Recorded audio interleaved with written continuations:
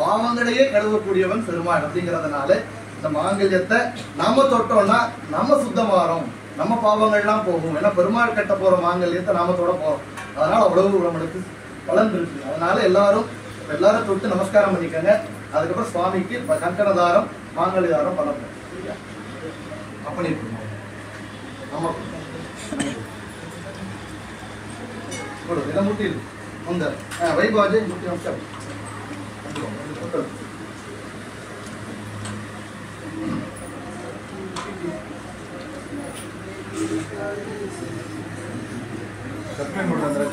எல்லாரும் மெதுவா இந்த வழிபடுத்துல ஒரு பக்கம் எல்லாருமே குழந்தைங்க கூட தொட்டு நமஸ்காரம் பண்ணிக்கங்க. ஓகேவா? இது யாரும் தொட்டு நமஸ்காரம் பண்றாங்களோ அவங்க எக்ஸாம்ல ஃபர்ஸ்ட் மார்க் வரும். அதே கையில போய் எழுதுனாங்கன்னா சரியா?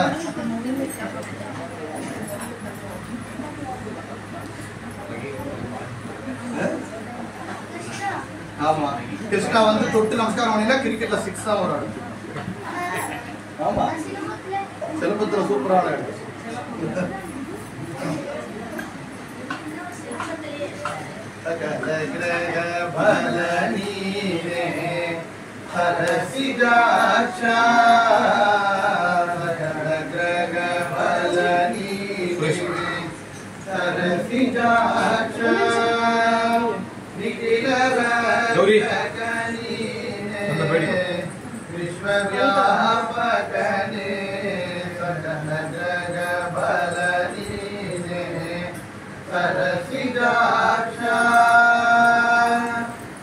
चंद्र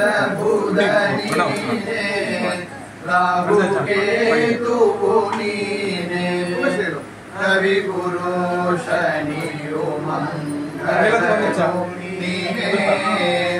दिवरात्रि नवविधान पुनीने भवरोग हरणीने वेश जनुनीने ग्रह फलनीने सरसिजाक्षा पक्षमास बुनीने पर्वकाल बुनीने नक्षत्र योग तिथि करणनीने अक्षया बिंदु द्रौपदीय मानव काज अक्षया बिंदु द्रौपदीय मानव काज पक्षी वाहन दीन रक्षक नुनीने जगत फलनीने सरसिजाक्षा ऋतुभशरभूनीने ऋतयुगादियुनीने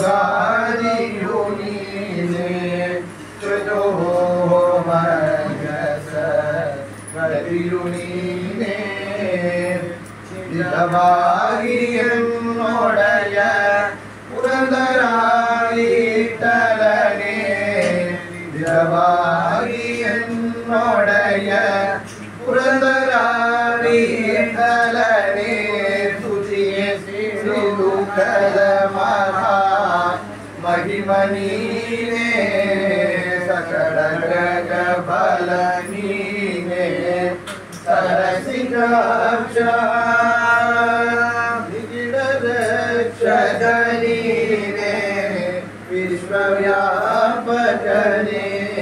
सकल ग्रह फलनीने सरसिजाक्षा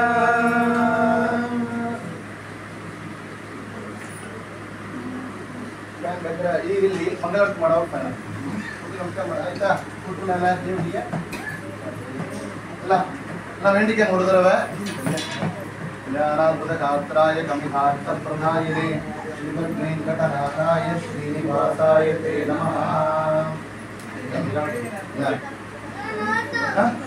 ಸರಿ ಇದೆ ಸರಿ ಇದೆ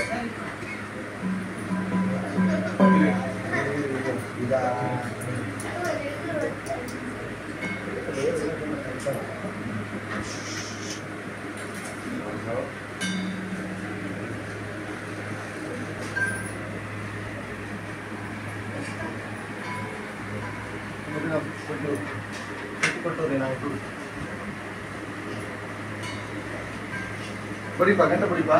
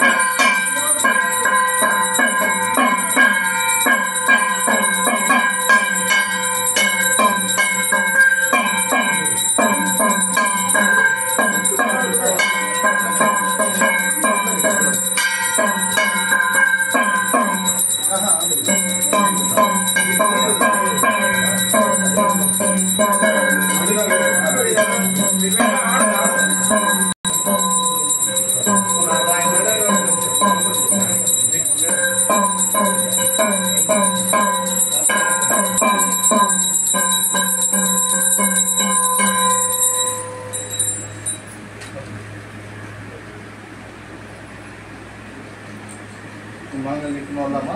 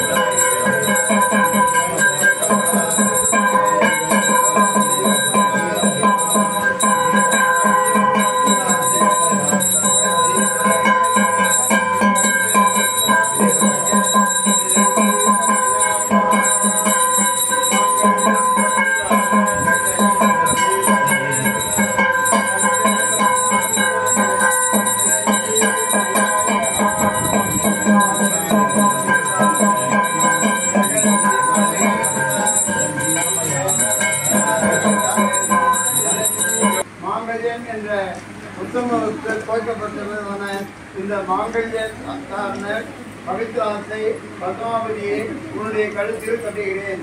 இதை கொண்டு நீ என்னுடன் வெகு காலமாக இரு என்ற அர்த்தத்தை கொண்ட இந்த மந்திரத்தை சொல்லி கட்டினார். என்னோடவே இருந்து இந்த மாங்கல்ய தாரண மந்திரம் இருக்குல்ல, மாங்கல்யம் தந்துனானேனா மம ஜீவன ஹேத்துனா நம்ம சொல்லிக்கணுமா. மமனா என்னுடைய, ஜீவனம்னா வாழ்க்கை, ஹேத்துனான என்னுடைய வாழ்க்கையை முன்னாடி நடத்துறதுக்காக இந்த மாங்கல்யத்தை நான் கட்டுறேன், என்னோட கல்யாணம் பண்ணி நீ சுகமாறு அப்படின்னு சொல்லி கட்டணும். சுவாமி சொல்லும் போது என்னுடைய வாழ்க்கைக்காகன்னு சொல்லலையா, ஜெகஜீவன ஹேத்துனா. இந்த கல்யாணம் எனக்கு பண்ணிக்கல, இந்த ஜெகத்துல இருக்கக்கூடிய எல்லா பக்தர்களுக்காக நான் இந்த கல்யாணத்தை பண்ணிக்கிறேன், நான் இந்த மாங்கல்யத்தை கட்டுறேன். நானா ஏன்னா லட்சுமிக்கும் நாராயணனுக்கும் பிரிவே கிடையாது, பத்மாவதி ஸ்ரீனிவாசன் பிரிவே கிடையாது. ஏன்னா பெருமாளுடைய பட்சஸ்தலம்னா இருதயம். பாத்தீங்கன்னா தெரியும், எப்போதும் அவனுடைய இருதயத்துல லட்சுமி இருப்பார். அப்ப பிரிவே இல்லையா, அப்ப ஏன் கல்யாணம் பண்ணிக்கிறாங்க அப்படின்னா சீதைக்கும் ராமனுக்கும் பிரிவு கிடையாதான், ருக்மணிக்கும் கிருஷ்ணனுக்கும் பிரிவு கிடையாது. எப்பவுமே லட்சுமி நாராயணன் ஒன்னாவே தான் இருக்காங்க. அவங்க அவதாரம் எடுத்து வந்திருக்காங்க, திருப்பி கிளம்புறாங்க. ஆனா பிரிவே இல்லைன்னா ஏன் கல்யாணம் பண்ணிக்கிறாங்கன்னா நமக்காக பண்ணிக்கிறாங்க.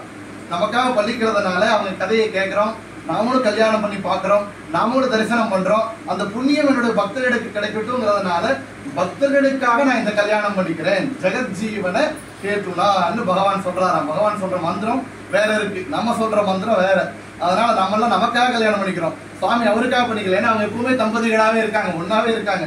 ஆனா யாருக்காக கல்யாணம் பண்ணிக்கிட்டாங்கன்னா இந்த ஜகத்துல இருக்கக்கூடிய எல்லா ஜீவராசிகளுக்கு அவங்களுக்காக நான் பண்ணிக்கிறேன், அவங்களுக்கு நல்லதாகட்டும் பண்ணிக்கிறேன்னு சொல்லி சுவாமி சொல்றார் அப்படிங்கிறார். அதனால அப்பேற்பட்ட கல்யாண உற்சவம் இன்னைக்கு மங்கள காரியம் நடந்திருக்கு.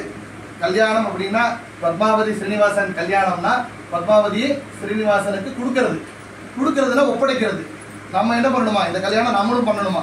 இன்னைக்கு வந்தோம், இன்னைக்கு நீங்க இந்த ஆத்துல பாத்துட்டீங்க எல்லாரும், நம்மளும் போய் பண்ணலாமா அப்படின்னா சக்தி இருந்தா பண்ணலாம். திருப்பதிக்கு மேல போய் பண்ண முடியுமா, என்னைக்கோ ஒரு நாள் உங்களுக்கு சான்ஸ் கிடைக்கும். ஆனா எல்லாருமே பண்ணலாம் அப்படிங்கிறாங்க. எல்லாரும் பண்ணனானா இப்படி லட்சுமினா நாம நியாயமான முறையில என்ன சம்பாதிக்கிறோமோ அதுவே லட்சுமியா. நமக்கு கிடைச்ச லட்சுமி அது பணமா இருக்கலாம், வீட்டுல போர் வாட்டரா இருக்கலாம், நம்ம ஆத்திலேயே வளர்ந்த துளசியா இருக்கலாம், நம்ம வீட்டிலேயே வளர்ந்த பூவா இருக்கலாம். இதெல்லாம் எப்படி தானாக நமக்கு வந்த சம்பத்து, அதுவே லட்சுமி. அந்த லட்சுமியை நாராயணனுக்கு ஒப்படைக்கிறது அப்படின்னா நம்ம பணம் சம்பாதிச்சத ஒரு கல்விக்காக, ஒரு யாரோ ஒருத்தர் வியாதிக்கு வந்து பரிகாரம் ட்ரீட்மெண்ட்டுக்காக தானம் கொடுத்தோம்னா, பெருமாளுக்கு டொனேஷன் பண்ணோம்னா அந்த லட்சுமிங்கிற நம்ம சம்பாதிச்ச பணத்தை பெருமாளுக்கு கொடுக்குற மாதிரி அதுவே கல்யாணம். அதனால நம்ம வீட்டில் ஒரு பூ வளருது, துளசி வளருது, தண்ணி வருது அப்படின்னு பெருமாளுக்கு சமர்ப்பணம் பண்ணா அதுவே நம்ம பண்ணக்கூடிய பெருமாளுக்கு பண்ணக்கூடிய கல்யாணம் அப்படின்னு சொல்றாங்க. நம் வார்த்தைகள், நம் வாயில நல்ல ஒரு வார்த்தைகள் வரணும்னா, குழந்தை பிறந்தவங்க அழுகுது இல்லையா, அழுதுனா குழந்தை நல்லா இருக்குன்னு அர்த்தம். வாயில வார்த்தைகள் வரணும்னா லட்சுமியுடைய அருள் வேணுமா, லட்சுமி இருந்தால்தான் வாயில சப்தங்கள் வருமா. அப்ப நாம என்ன பண்றோம், அந்த சப்தங்களை என்ன பண்றோம், லட்சுமிங்கிற வார்த்தைகளை கண்ட அரட்டை அடிக்கிறோம், சினிமா அரசியல் எல்லாம் பேசிட்டு இருக்கோம். அந்த லட்சுமிங்கிற வார்த்தைகளை எங்க உபயோகப்படுத்தணும், பெருமாளுடைய நாமத்தை சொன்னோம்னா அதுவே பத்மாவதிக்கும் ஸ்ரீனிவாசனுக்கும் நம்ம கல்யாணம் பண்ண புண்ணியம் கிடைக்குமா. கலியுகத்துல நாம சங்கீர்த்தனத்துக்கு அவ்வளவு பலன் இருக்கு. பிரதியுகத்துல எல்லாம் யாகங்கள் பண்ணாதான், 10,000 வருஷம் தபஸ் பண்ணாதான் பகவான் கிடைச்சார், தரிசனம் கொடுத்தார் பிரகலாதன் இருக்கும்போது. திரேதா யுகத்துல ராமர் அவதார காலத்துல யாகங்கள் பண்ணாதான் பகவான் கிடைச்சார். துவாபர யுகத்துல தர்மராஜன் போல தானங்கள் பண்ணாதான் பகவான் கிடைச்சார், அர்ச்சனை பண்ணாதான் கிடைச்சார். கலியுகத்துல அதெல்லாம் எதுவுமே பண்ண முடியாது. அதாவது கலியுகத்துல என்ன வழினா பகவானுடைய நாமம் சொல்றது, கோவிந்தா ராமா கிருஷ்ணான்னு சொன்னால் அதுவே பெரிய பலன். அப்படி சொன்னாலே நம்மளே வீட்டுல தினமும் ஆபீஸ்ல போகும்போது, நடக்கும்போது, வேலை பண்ணும்போது, சமையல் பண்ணும்போது, குளிக்கும் போது கூட அந்த நாமத்தை சொன்னோம்னாலே அதுவே ஸ்ரீனிவாசனுக்கு கல்யாணம் பண்ண புண்ணியம் கிடைக்கும் அப்படின்னு சொல்லியிருக்காங்க.